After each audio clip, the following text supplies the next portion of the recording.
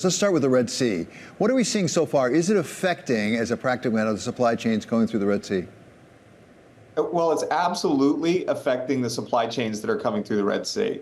And you're seeing over 350 ships that have already been subject to disruption, David. So it is a seismic proportion of the total flow from Asia to Europe that's right now subject to disruption.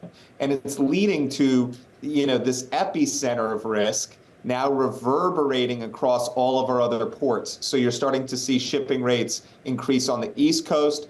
You're seeing companies decide to ship directly from China or the Southern Pacific out to the United States through the ports of LA. And so it's absolutely disrupting supply chains. And we're already starting to see that in the prices where we're doubling or tripling shipping rates in the last month. Well, Brandon, what have your conversations sounded like in the last month? When you're talking to your clients, how concerned are they about this Red Sea situation? Well, the current economic climate has two competing factors, and we've been dealing with these competing factors for years now, really since the pandemic.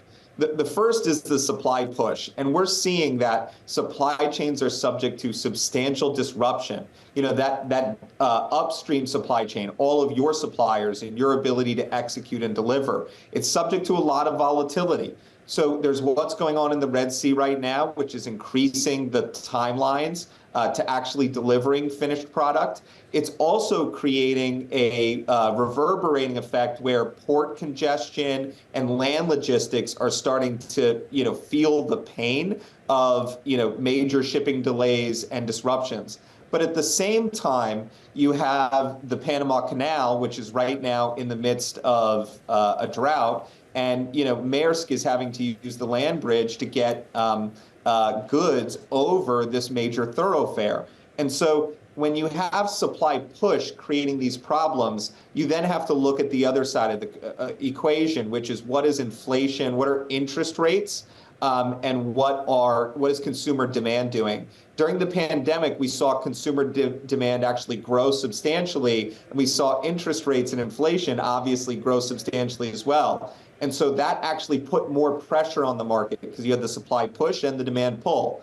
In this case, we have the supply push, but we don't have the demand. Consumer demand has been down, and interest rates are starting to flatten. And hopefully, when we hear what the Fed says, we start to see interest rates come back down. And so that's going to ease a little bit. So while we're seeing supply push right now, because of these major supply disruptions, our customers right now are looking at the next 3 months, 6 months, 9 months and saying, we're not going to see big price disruption. But if this issue continues to sustain and maintain, which the Houthis have said, they are determined to attack not just American ships, but all ships in the region until the Gaza-Israel war and disruption is over. But they've said until there's peace, there's no peace for them. And that could mean that in 9 months, 12 months, when consumer demand is back up, when interest rates start to normalize, it could mean something bigger for us from a price and disruption perspective in the supply chain. Brandon, you mentioned two very different parts of the world. That is the Red Sea on the one hand and the Panama Canal on the other. Is the way that it works is really the Red Sea is going to hit Europe sooner and more than the United States, and vice versa with respect to the Panama Canal and the United States? That's absolutely right. The only thing that's different about this supply chain is it is a global network. So shipping is 80% of goods logistics, full stop. So 80% of the goods that you receive, the things that you get from Amazon, the things that you get from Walmart, the things that you get on an everyday basis, they are coming through shipping lanes. And so it does hit Europe first, and then it does hit the United States second. But it's actually so interdependent. It's kind of like oil, right? Where you see it as a backbone to the entire economy. Shipping, supply chain, logistics, that is a backbone for all of commerce. And so it will hit Europe first, at least this Red Sea situation does. And then the Panama Canal sort of hits globally significantly all at once because it is a major thoroughfare. And between those, we will start to see the United States and the European shipping lanes get more expensive. The thing here, though, is that this is a global network that's fragile. We saw that in the pandemic. We saw that again after the Russia invasion of Ukraine. This global network is subject to a lot of volatility.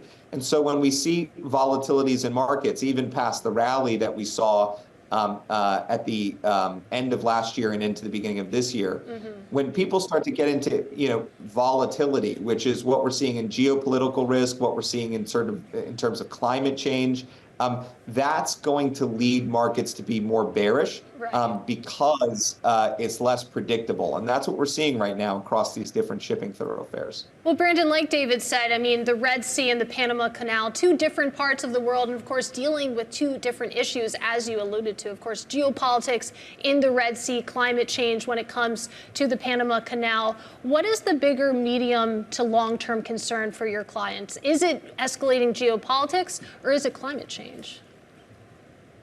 I think they are both issues that our customers are looking at strategically for the next 5 to 7 years.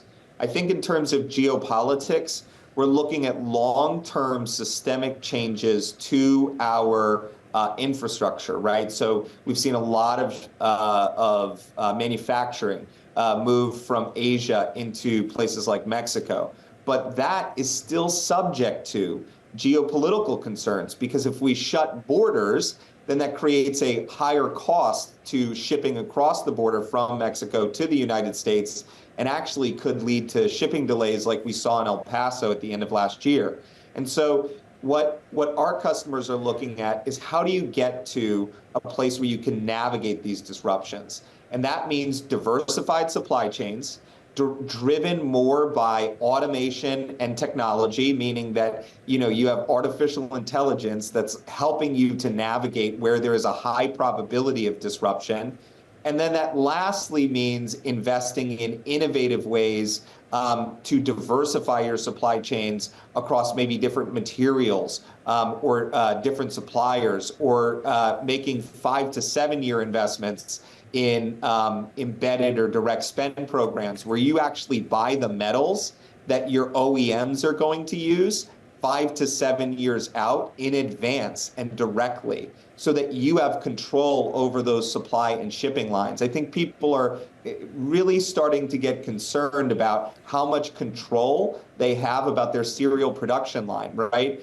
5% of a car, only 5% of the cost of a car is actually borne by the end manufacturer. 95% of the rest of the cost comes from the serial production line that they have no control over. And that's where we're going to see supply chain reform start to really revolutionize the way that we think about manufacturing and serial production today.